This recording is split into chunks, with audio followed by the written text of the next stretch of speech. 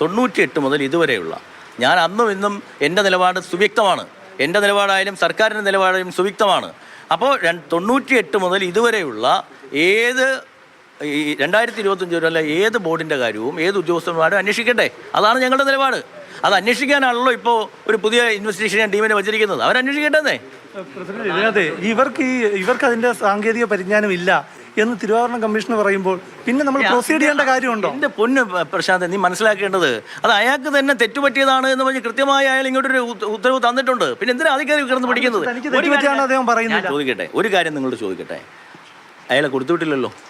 അത് ഈ ബോർഡ് തീരുമാനിച്ചുകൊണ്ടല്ലേ? അല്ല, തിരുവാഭരണം അങ്ങനെയൊന്നുമല്ല. ഒരു തിരുവാഭരണം കമ്മീഷണർ തീരുമാനിച്ചാൽ തടയാൻ പറ്റുമോ? അതാണ് ഞാൻ പറഞ്ഞത്. ഞങ്ങൾ ഈ തിരുവാഭരണം കമ്മീഷണർ റജിലാൽ വരുന്നതിന് തൊട്ടു മുമ്പുള്ള കമ്മീഷണർ സുനിലയായിരുന്നു. ആ സുനിലയ്ക്ക് അയച്ച ഉൾപ്പെടെയുള്ള 4 തീരുമാനം നിങ്ങൾ അങ്ങോട്ട് തന്നേക്കാം. അത് നിങ്ങൾ ആലോചിച്ചിട്ട് പറയൂ. പക്ഷേ ഉണ്ണികൃഷ്ണൻ പോറ്റിയെ തിരിച്ചറിയാൻ നമുക്ക് സാധിച്ചില്ലല്ലോ. ഈ 2024 കാലത്തെ 2024 കാലത്ത് ഒരുപാട് സ്പോൺസർ എന്ന നിലയിൽ ഉണ്ണികൃഷ്ണൻ പോറ്റി അവിടെ ഒരുപാട് കാര്യങ്ങൾ ചെയ്തിട്ടുണ്ടെന്നേ ഞാൻ പറയുന്നത്. നിങ്ങൾ ആരെങ്കിലും കണ്ടുപിടിച്ചില്ലല്ലോ. 2021 ഒരു ചാനൽ ഇത് പ്രഖ്യാപിക്കുമ്പോഴാണല്ലോ നിങ്ങളെല്ലാം കൂടെ കൊണ്ടുപിടിച്ച് ഇറങ്ങുന്നത്. അതിനുമ്പോൾ നമുക്ക് എങ്ങനെ അറിയാൻ പറ്റും? പിന്നെ ഒരു കാര്യം ഞാൻ നിങ്ങളോട് പറയാം. ഈ ബോർഡുമായി ബന്ധപ്പെട്ട് എത്രയോ അവതാരങ്ങളുണ്ടായിരുന്നു അതിനു മുമ്പ്, എത്രയോ വർഷങ്ങളായി.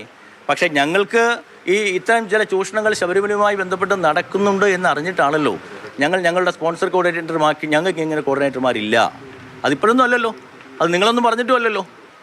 8 മാസങ്ങൾക്ക് മുമ്പ് ഞങ്ങളുടെ പി ആർ ഒയെ തന്നെ വേറെ ഒരാളും ശബരിമലയിലെ പേരിൽ പല പണപ്പിരിവുകളും പല ചൂഷണവും നടക്കുന്നുണ്ട് എന്ന് ബോധ്യപ്പെട്ടത് കൊണ്ടാണ് ഞങ്ങളുടെ പി ആർ ഒയെ തന്നെ സ്പോൺസർ കോർഡിനേറ്ററാക്കി മാറ്റിയത്. അത് നിങ്ങളൊന്നും പറഞ്ഞിട്ടല്ലല്ലോ. ഞങ്ങൾക്ക് സ്വയം ചില ഇൻഫർമേഷൻസ് കിട്ടിയതുകൊണ്ടാണ്. അതുകൊണ്ടാണ് ഞങ്ങളത് ചെയ്തത്. പിന്നെ എന്തെങ്കിലും ഒരു ക്രെഡിറ്റ് വന്നാൽ അതെല്ലാം ചില ഉദ്യോഗസ്ഥന്മാർക്ക്, എന്തെങ്കിലും കുഴപ്പം വന്നോ അയ്യോ ബോർഡ് സംശയത്തിനില്ല അതൊന്നും പറഞ്ഞാൽ ഒരു കാര്യമില്ല. ഞാൻ പറയുന്നത് ഈ ബോർഡ് വരെയുള്ളത് നിങ്ങൾ പുതിയ ഒരു ടീം വന്നിരിക്കുകയല്ലേ, ഞങ്ങൾ ആവശ്യപ്പെട്ടതിൻ്റെ പ്രകാരമല്ലേ, ഹൈക്കോടതിയിലേക്ക് ഞങ്ങൾ ആവശ്യപ്പെട്ടതിൻ്റെ പ്രകാരമല്ലേ ആ ടീം വരട്ടെന്ന് അന്വേഷിക്കട്ടെന്നേ. അതിനെന്താ കുഴപ്പം? ഈ ഉദ്യോഗസ്ഥൻ്റെ മൊഴിയും എടുക്കട്ടെ. എന്താ തർക്കം? ഈ കാലാകാലങ്ങളായിട്ട് അവിടെ നിന്ന് ഈ പഴയ സാധനങ്ങളാണ് കൊണ്ടുപോയിട്ടുള്ളത്. തിരിച്ചു കൊണ്ടുവന്നതെല്ലാം അതിൽ തന്നെയാണോ സ്വർണ്ണം പൂശി കൊണ്ടുവന്നതെന്ന് അറിയേണ്ടതുണ്ട്. അതായത് കാലപ്പഴക്കം കണ്ടെത്താൻ വേണ്ടി ശാസ്ത്രീയമായിട്ടുള്ള പരിശോധന ബോർഡ് ആവശ്യപ്പെടുന്നു. അല്ല, ഞാൻ പറയുന്നത് ഇപ്പോൾ ഒരു ടീം അന്വേഷിച്ചുകൊണ്ടിരിക്കുകയല്ലേ. നമുക്ക് ഒരുപാട് ഈ സ്വർണ്ണാഭരണങ്ങളുമായി ബന്ധപ്പെട്ടും തിരുവാഭരണങ്ങളുമായി ബന്ധപ്പെട്ടൊക്കെ ഒരുപാട് പ്രശ്നങ്ങളുണ്ട്. അതെല്ലാം പെർഫെക്റ്റ് ആണെന്ന് ഞാൻ പറയുന്നില്ല. അതെല്ലാം അന്വേഷിക്കേണ്ടതാണ്. അതിൻ്റെ കാലപ്പഴക്കം നിർണ്ണയിക്കേണ്ടതാണ്. ഈ കാലപ്പഴക്കമൊക്കെ അല്ലെങ്കിൽ ഈ ഒരു പുരാവസ്തു വാല്യൂ ഒക്കെ നിശ്ചയിക്കുന്നതിൽ എല്ലാവർക്കും പറ്റില്ല. അപ്പോൾ അതിന് വേണ്ടിയിട്ടുള്ള ഒരു നല്ല വിദഗ്ധമായ ഏജൻസി വേണം.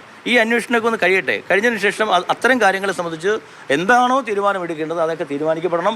ഒരു കാര്യം പറയുന്നു, ഈ ശബരിമലയുമായി ബന്ധപ്പെട്ട എല്ലാ ആശങ്കകൾക്കും എല്ലാ സംശയങ്ങൾക്കും എല്ലാ ദുരൂഹതകൾക്കും ഒരു അവസാനം വേണം എന്നുള്ളതാണ് ഈ ബോർഡിൻ്റെ നിലപാട്. ഞങ്ങൾ അങ്ങനെ ഒരു നിലപാടെടുത്തത് കൊണ്ടാണ് ഇത്തരം കാര്യങ്ങൾ പുറത്തു വരുന്നത്.